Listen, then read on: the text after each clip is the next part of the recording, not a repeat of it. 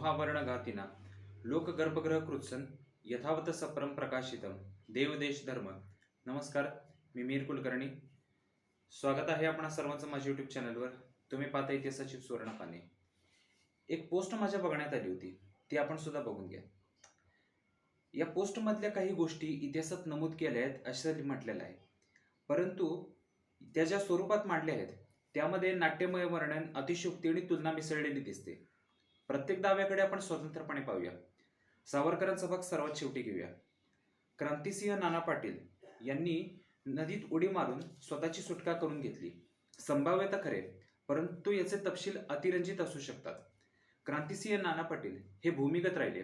अनेकदा त्यांनी ब्रिटिशांना गुंगारा दिला. पत्री सरकारची त्यांनी स्थापना केली.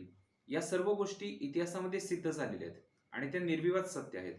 परंतु पोस्टमधला विशिष्ट प्रसंग, गोळी लागून सुद्धा नदीत उडी मारली, वेगवान कृष्णा नदी पोहत पार केली, नेमका प्रसंग काय याबाबत सर्वमान्य अधिकृत चरित्रांमध्ये स्पष्ट तपशील सापडत नाहीत. ही कथा स्थानिक स्मरणकथा किंवा चरित्रांमध्ये असू शकते, परंतु ती व्यापकदृष्ट्या इतिहासामध्ये सिद्ध झालेली नाही. त्यामुळे या घटनेचं मूल्यांकन असं करता येईल की घटना घडल्याची शक्यता आहे, परंतु त्याची मांडणी नाट्यमय आहे.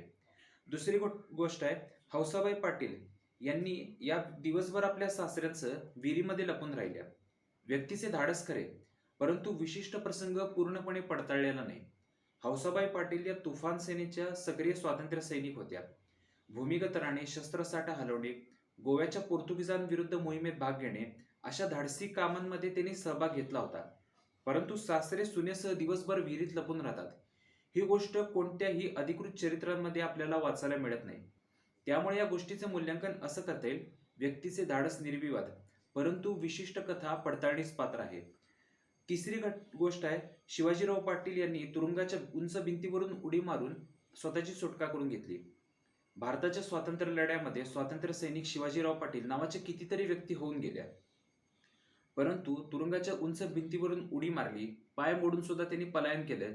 पुढे जाऊन ते महान अभिनेत्री स्मिता पाटील यांचे वडील होते. या सर्व गोष्टी एकत्र जरी केल्या तरी विश्वसनीय ऐतिहासिक पुरावा उपलब्ध होत नाही. त्यामुळे या गोष्टीचं मूल्यांकन दावा अपूर्ण सिद्ध होतो असं करता येईल. या सर्व गोष्टी ChatGPTच्या माध्यमातून फॅक्ट चेक केलेल्या आहेत. यांना आधार देणारे भक्कम आणि प्राथमिक संदर्भ कोणाकडे असतील तर त्यानं ते सादर करावे. एकूण निष्कर्ष काय तर, क्रांतिसिंह नाना पाटील, हौसाबाई यांचं स्वातंत्र्य लढ्यातील योगदान मोठं आणि निर्विवादरित्या ते सिद्ध झालेलं आहे. परंतु पोस्टमधले विशिष्ट प्रसंग, गोळी लागून सुद्धा नदीत उडी मारणे, दिवसभर विहिरीत लपून राहणे, तुरुंगाच्या उंच भिंतीवरून उडी मारणे यांची स्वतंत्र पडताळणी सर्व बाबतीमध्ये उपलब्ध नाही. खरे धाडस हेच आणि बाकीचे तेवढे गौण अशी तुलना केलेली आहे. तुलना म्हणजे ऐतिहासिक निष्कर्ष नाही, तर तो लेखकाचा पूर्वग्रह आणि त्याचं वैयक्तिक मत आहे. त्यामुळे या पोस्टचं असं मूल्यांकन करता येईल की व्यक्तींचे ऐतिहासिक योगदान 95% खरे, परंतु विशिष्ट प्रसंगाचे तपशील 50 ते 70% पडताळल्यावर असं लक्षात येतं की काही भाग लोकपरंपरा किंवा स्थानिक स्मरणकथांमध्ये असू शकतात, परंतु त्या व्यापकपणे ऐतिहासिक साहित्यात कुठेही सिद्ध झालेल्या नाहीत. तुलनात्मक निष्कर्ष हाच आहे की मत म्हणजे इतिहासदृष्ट्या सिद्ध झालेलं तथ्य नाही. आता आपण सावरकरांच्या भागाकडे येऊया. स्वातंत्र्यवीर सावरकर यांच्या जगप्रसिद्ध उडीबद्दल सुद्धा अतिरंजित आणि नाट्यमय असं वर्णन केलं जातं, ज्याप्रमाणे क्रांतिसिंह नाना पाटील यांच्या साहसाविषयी केलं जातं. क्रांतिसिंह नाना पाटील आणि स्वातंत्र्यवीर सावरकर यांनी आपले साहसी कृत्य कधीच रंगवून सांगितले नाही. एखाद्या नेत्याचे अनुयायी समर्थक त्याच्याविषयी काय दावा करतात याला फारसं महत्त्व नसतं आणि त्या बळावर आपण नेत्याला दोष देऊ शकत नाही. नेत्याने काय दावा केला, त्याच्या समग्र वाङ्मयात, भाषणात, लिखाणात काय टिप्पणी केली याला जास्त महत्त्व असतं. संशोधक आणि अभ्यासकांनी प्राथमिक संदर्भ वाचायचे असतात. तेवढ्यासाठीच सावरकरांनी किती फूट उंचावरून उडी मारली, किती मीटर पोहत गेले हे तपासण्यासाठी सावरकरांनी कोणत्याही उंच उडी किंवा पोहण्याच्या स्पर्धेमध्ये भाग घेतला नव्हता. एक लक्षात घ्या, जहाजाच्या वाटोळ्या खिडक्यातून बाहेर पडताना काचेचे तुकडे सावरकरांच्या अंगात घुसले होते. पोट आणि पाठ सालवटून निघालं तरी सुद्धा सावरकरांनी खाऱ्या पाण्यामध्ये उडी घेतली होती आणि त्या अवस्थेत पोहत पोहत त्यांनी फ्रान्सचा किनारा गाठला.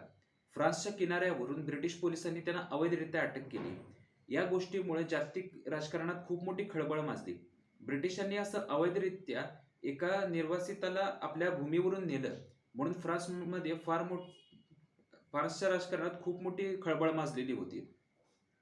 कार्ल मार्क्सचा नातू जीन लॉंगेट आणि बोल्शेविक क्रांतीचा जनक लेनिन यांनी सावरकरांवर झालेल्या अन्यायाला वाचा फोडली. ज्या फ्रेंच पोलीस अधिकाऱ्याने लाच खाऊन सावरकरांना ब्रिटिश पोलिसांच्या ताब्यात दिलं होतं, त्याला 3 दिवसातून नोकरीवरून काढून टाकण्यात आलं. कार्ल मार्क्सच्या नातवाने सुद्धा फ्रान्सच्या संसदेमध्ये तत्कालीन सरकारविरुद्ध जोरदार शाब्दिक हल्ला चढवला. हे प्रकरण इतकं टोकाला गेलं की फ्रान्सच्या तत्कालीन पंतप्रधानांना आपला राजीनामा द्यावा लागला. त्यांचं नाव होतं जीन लॉंगेट. सावरकरांना आपल्या धाडसाविषयी विशेष असं आकर्षण नव्हतं. ते म्हणायचे, माझी समुद्रातली उडी विसरलात तरी चालेल, परंतु माझे सामाजिक विचार विसरू नका. क्रांतिसिंह नाना पाटील यांच्या साहसाची रेषा सावरकरांच्या साहसाची रेषा कमी न करता सुद्धा वाढवता येऊ शकते. क्रांतिसिंह नाना पाटील हे इतिहासातील हिराच आहेत, याविषयी कोणाचेही दुमत नाही. परंतु महापुरुषांवरून जनतेमध्ये संघर्ष पेटवणाऱ्या अशा गारगोटीसारख्या लोकांना नदी तलावात न सोडता एखाद्या नाल्यात सोडून देणं उत्तम ठरेल. आता इथंच थांबतो. व्हिडिओ आवडला असेल तर लाईक करा, शेअर करा, इतिहासाची सुवर्णपणे सबस्क्राईब करा. धन्यवाद. नमस्कार.